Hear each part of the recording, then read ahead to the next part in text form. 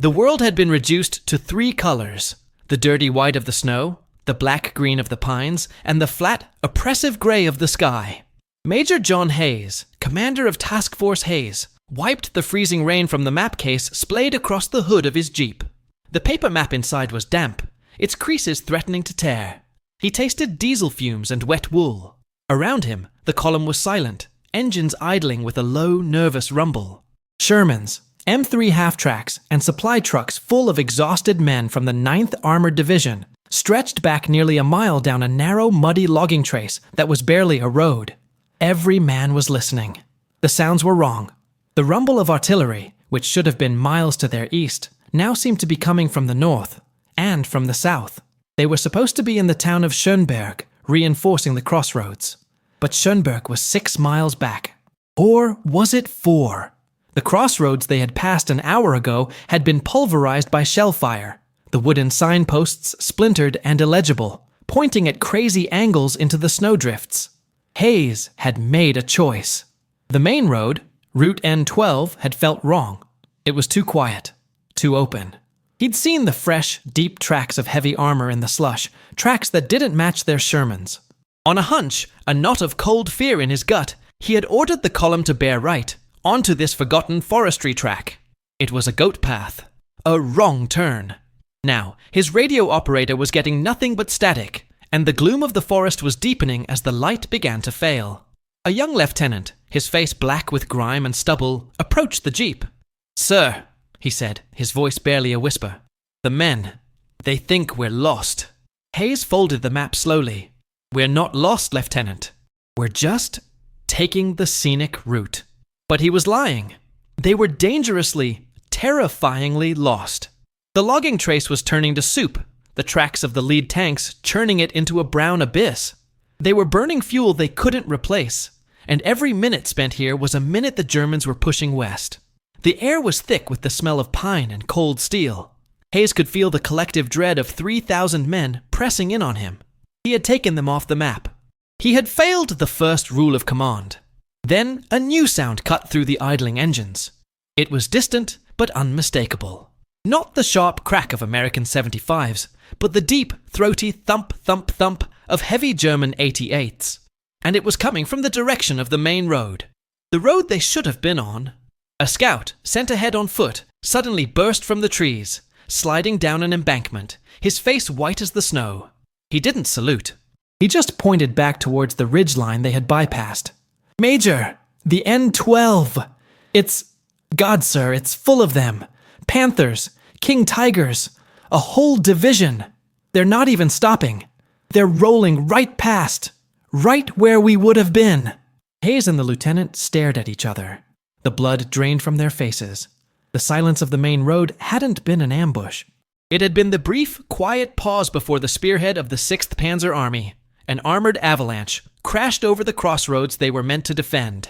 His wrong turn, his critical, career-ending navigational error, had just driven his entire command into the one blind spot on the map, the one patch of woods the German juggernaut was ignoring.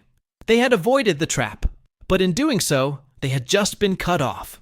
They were now 3,000 men, deep behind the new, surging German front line. To understand the sheer, impossible luck of Major Hayes' error, one must understand the storm they had just sidestepped. This was not a localized counterattack.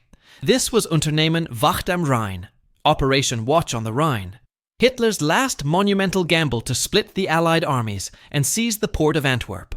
It was a plan of breathtaking audacity, relying on total surprise, terrible weather, and blinding speed. And on December 16, 1944, it had worked perfectly. After months of grinding, costly offensive warfare, the American troops holding the Ardennes sector were exhausted. They called it the Ghost Front. It was a place for green divisions to get their first taste of combat, and for shattered divisions to rest and refit. The 9th Armored Division, the Phantom Division, was one of these. They were tough, but they were still relatively new to the fight, having landed in Normandy late and seen their first major actions in the autumn. They were spread thin, holding a line that planners in Schaeff, Supreme Headquarters Allied Expeditionary Force, had deemed impossible for a major armored offensive. The Ardennes, they believed, was a natural fortress. a dense, tangled wilderness of deep-cut river valleys, ancient forests, and narrow, winding roads. It was a nightmare for tanks. But the German planners knew this. They weren't going around the forest. They were going through it.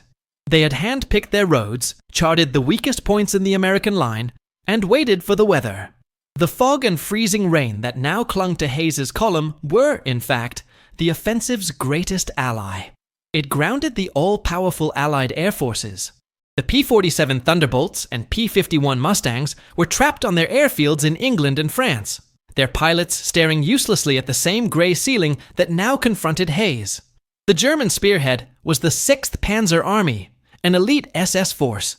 Its very tip was Kampfgruppe Peiper, a ruthless, heavily armed battle group under the command of the infamous Joachim Peiper.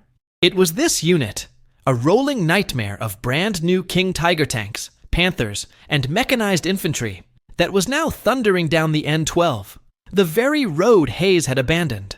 Task Force Hayes was a combat command, a flexible, self-contained fighting unit of armor, mechanized infantry, and artillery. Their mission had been simple, desperate, and based on incomplete information. Word had come down of a local breakthrough near the Schnee-Eifel, where the 106th Infantry Division was in serious trouble. Hayes was ordered to race to the crossroads at Schönberg and plug the gap. He was a fireman being sent to put out a kitchen fire, unaware that the entire city block was already engulfed in an inferno. The local breakthrough was, in fact, the main axis of the entire 6th Panzer Army. The 106th Division wasn't just in trouble, it was being annihilated, encircled in one of the largest mass surrenders in American military history. Task Force Hayes was never meant to stop the German offensive. It was meant to be consumed by it. They were sacrificial lambs, a speed bump on the road to Antwerp. And just moments ago, by pure, dumb, navigational luck, Major Hayes had steered his entire flock off the sacrificial altar. But safety was an illusion. They were now cut off, a powerful, self-contained American fighting force, adrift in a sea of gray-green uniforms, with the most powerful armored column in the German army rampaging between them and the rest of the Allied world. The immediate, chilling relief that washed over the column lasted less than a minute. It was replaced by a dread that was deeper, colder, and far more complex. They had evaded the executioner's blade, only to find themselves locked in his cell, with the doors barred and the walls closing in. Major Hayes stared at the map, but it was useless. It was a document from another reality, a history book from 2 days ago. The red grease pencil lines showing the German positions were a joke. The blue lines showing the American front were a fantasy. That front no longer existed. It had been punctured, shattered, and swept away. Task Force Hayes was now an island. A powerful 3,000-man island of armor and artillery, completely surrounded, dozens of miles inside territory that was, as of an hour ago, firmly under German control. The logging trace that had saved them was now their prison. It was too narrow to turn the column around quickly. The mud, churned by the tank tracks, was already claiming its first victims. A supply truck and a half-track were hopelessly mired, their engines screaming as their wheels spun uselessly. The true problem began to settle in. A combat command is not a fortress. It is a spear tip. It has no logistical tail to sustain it. It lives off a constant, vulnerable lifeline of fuel trucks, ammo carriers, and ration wagons. That lifeline was now definitively cut. Hayes did the math in his head, and the numbers were terrifying. His Shermans were thirsty. Just idling in the freezing cold, they were burning precious gasoline. To move the entire column 1 mile would consume hundreds of gallons. He had enough fuel, perhaps, for 20 more miles of driving.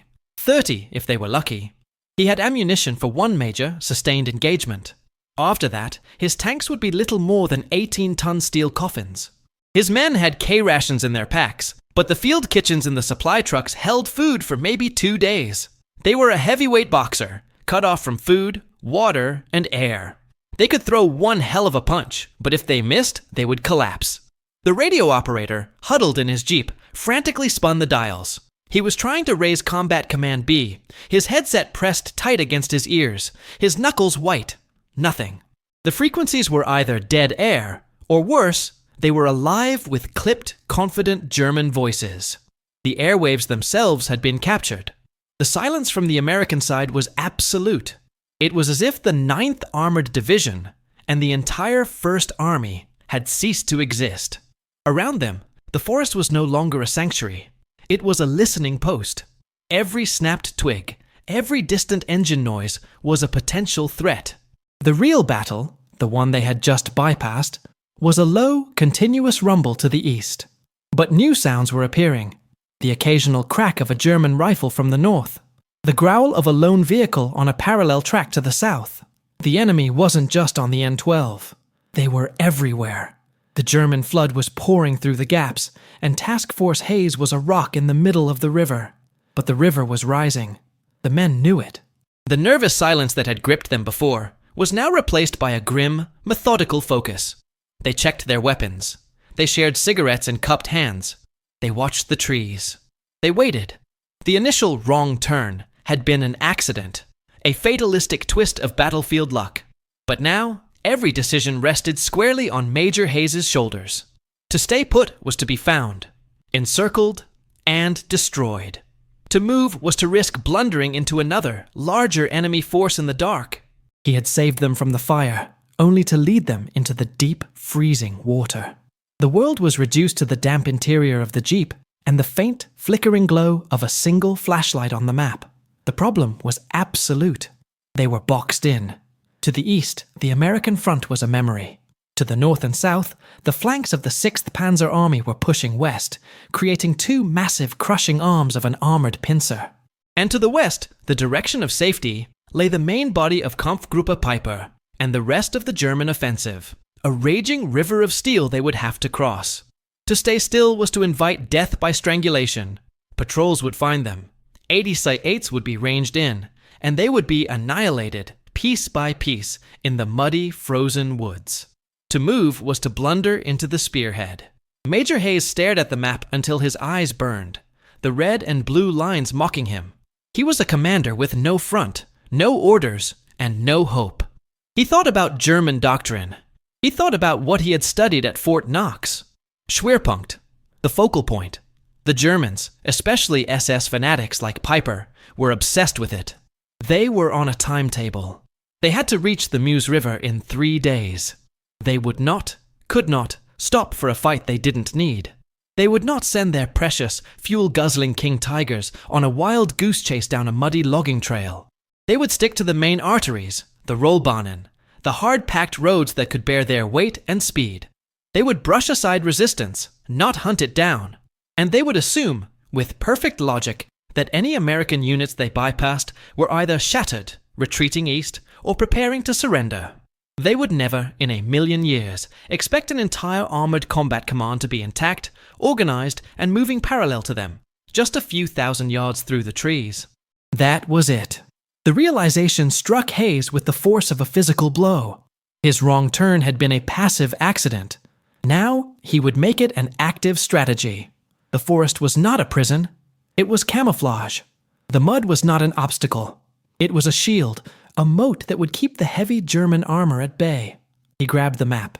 His finger traced a new route. Not east, back toward the non-existent line. Not west, into the teeth of the attack, but southwest.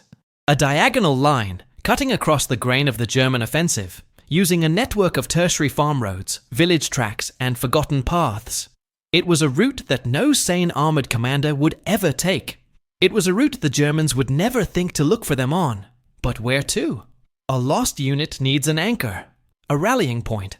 His finger landed on a name, a town, a critical nexus of 7 roads, the most important crossroads in the Ardennes, Bastogne. It was 50 miles away. 50 miles of hell! But it was the only logical place the Americans could make a stand. It was the only place worth fighting for. If there was an Allied line left in Belgium, it would be there. He made the decision. They would become phantoms. They would move only when the sound of the main German column masked their own engine noise.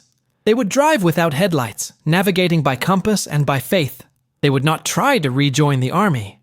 They would drive to Bastogne and become the army.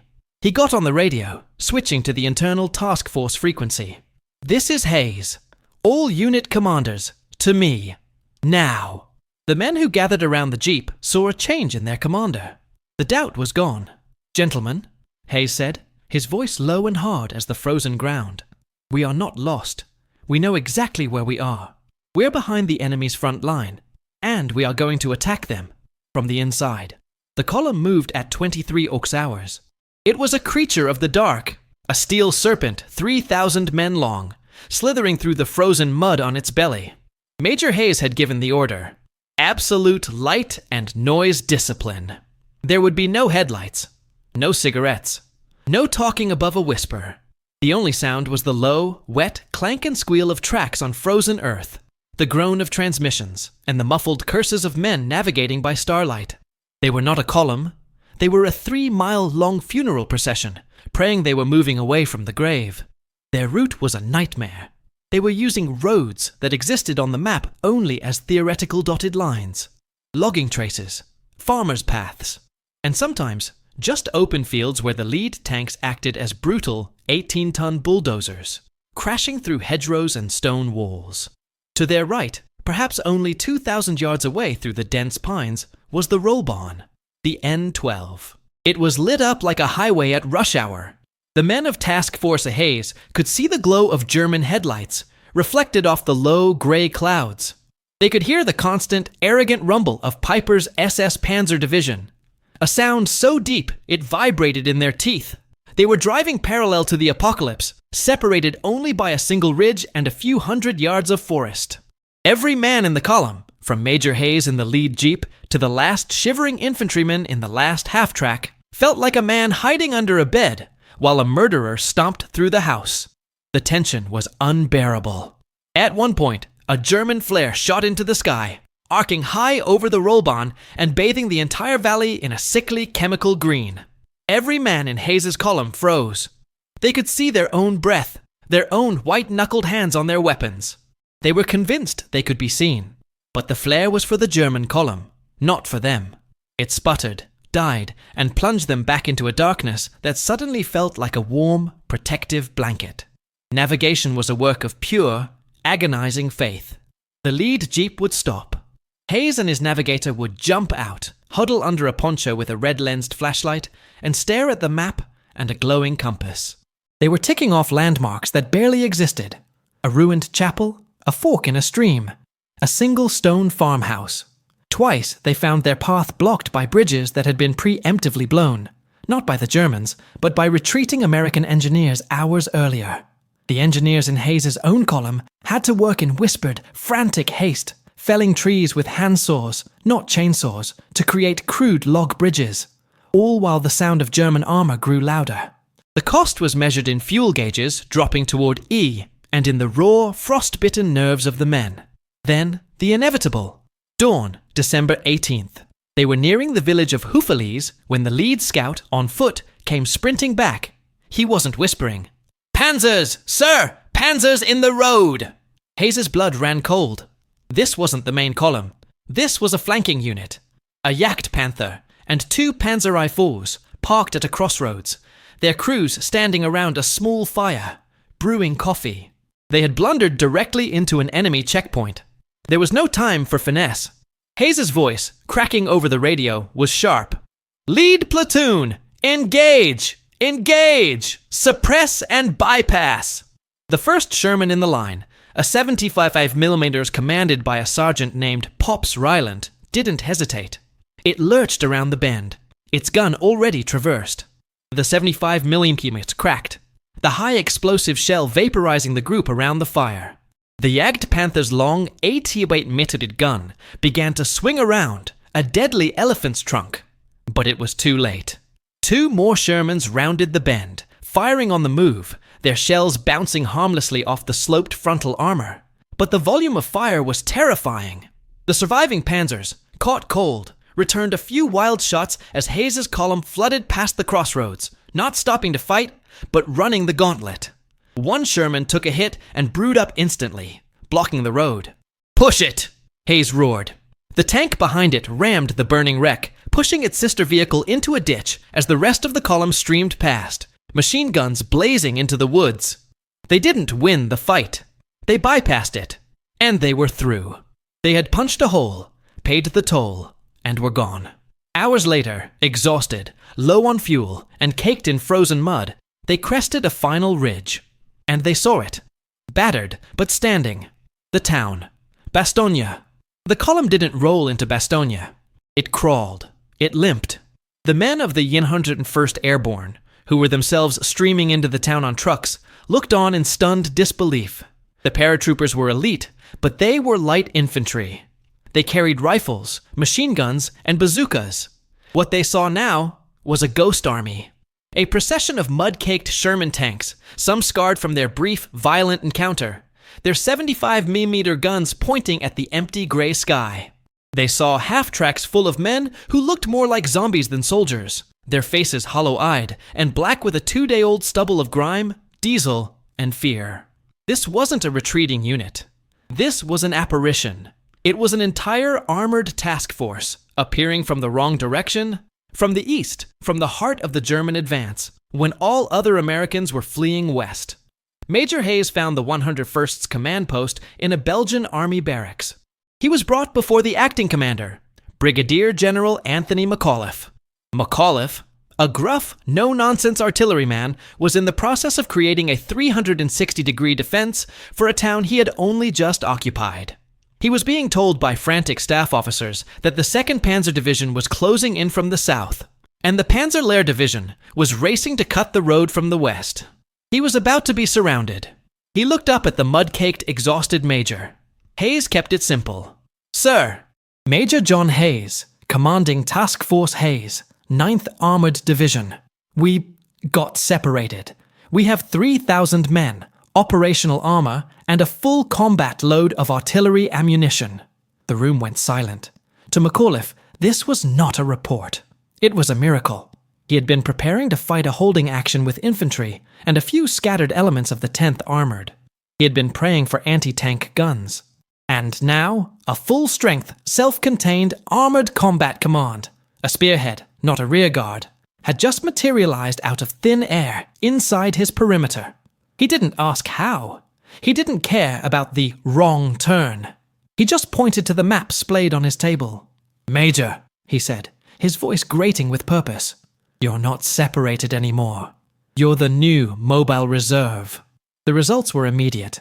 They were brutal, and they were decisive. Hayes's men, who had not slept in 48 hours, were not given rations or rest.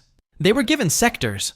His tanks were broken up into fire brigades and sent to the key villages on the perimeter. Noville, Foy, Marvay. His self-propelled 105mm artillery pieces were dug in, where they could support the entire defensive donut. When the first German probes from Panzerlehr hit the village of Marvy 2 days later, they weren't expecting to face light infantry. They were expecting that. They rounded a corner and were met, at point-blank range, by the M10 tank destroyers and Shermans of Task Force Hayes. The German attack was shattered, the lead tanks brewing up in the narrow streets. The wrong turn had delivered the one weapon the 101st Airborne lacked, a heavy armored fist. Hayes's force, by its sheer accidental presence, had turned an infantry screen into a fortress. It had given McAuliffe the steel backbone that allowed him, days later, to deliver his famous one-word reply to the German surrender demand, nuts. For the men of the task force, the result was a grim irony. They had successfully evaded the jaws of the 6th Panzer Army, only to drive themselves straight into the mouth of the 5th. They had escaped one encirclement, only to volunteer for another. But here, they were not lost. They were not phantoms. They were the crucial, unexpected armor of the battered bastards of Bastogne. When Patton's 4th Armored Division finally broke through the German ring and linked up with the defenders of Bastogne on December 26th, they found a garrison that was bloody, frozen, and almost out of ammunition, but utterly unbroken. The men of Task Force Hayes, who had been fighting non-stop for over a week, were almost indistinguishable from the paratroopers they had fought alongside. They had shared ammunition, swapped rations, and died in the same frozen foxholes. The tankers of the 9th Armored, who had begun their journey as a lost unit, had become an integral celebrated part of the battered bastards. Their wrong turn was no longer a footnote of failure. It had become the preface to a legend. In the cold, clear light of military after-action reports, the event would be scrutinized. What Major Hayes had done was, by the book, a catastrophic failure of command navigation. He had taken 3,000 men and their heavy equipment off the map at the most critical moment of the war. But history is not written by the book. It is written by the men on the ground. The true genius of John Hayes was not in the turn itself. That was luck, pure and simple. It was the moment after the realization. It was the refusal to panic. It was the audacity to see his new, terrifying position not as a trap, but as a vector. He had been given an impossible hand, and instead of folding, he had bet everything on a single desperate play. Bastogne. The Battle of the Bulge, more than any other engagement in the European theater, was a battle of small units, of crossroads, and of individual decisions. It was a story of lieutenants and sergeants, of men like Hayes, making choices in a vacuum of information, with the fate of the war resting on their shoulders. The German offensive was a plan of perfect, rigid arrogance. It assumed that all the pieces on the board would act as predicted. It never accounted for the unpredictable, chaotic variable of human error turning into human resolve. It never accounted for a wrong turn. Task Force Hayes had become the ultimate wildcard, the ghost in the machine that threw the German timetable into chaos. They were the rock that diverted the stream, a rock that should never have been there. The 9th Armored Division would fight on, earning fame for capturing the bridge at Remagen. But for the men of Task Force Hayes, their legacy was cemented in the frozen mud of the Ardennes. They were the phantoms who had appeared out of the fog, the lost command that, by being in the wrong place at the wrong time, had somehow become the right men, in the right place, at the right time. Their story is a testament to the fact that victory and defeat are not always clear-cut. They are often just a matter of inches, of minutes, of a single, fateful choice made on a dark road. It's a reminder that in the inferno of war, the most powerful weapon is not always the tank or the gun, but the unbreakable human will to see a new path when the old one has been destroyed. If this story moved you, hit like and subscribe, because history like this deserves to be remembered.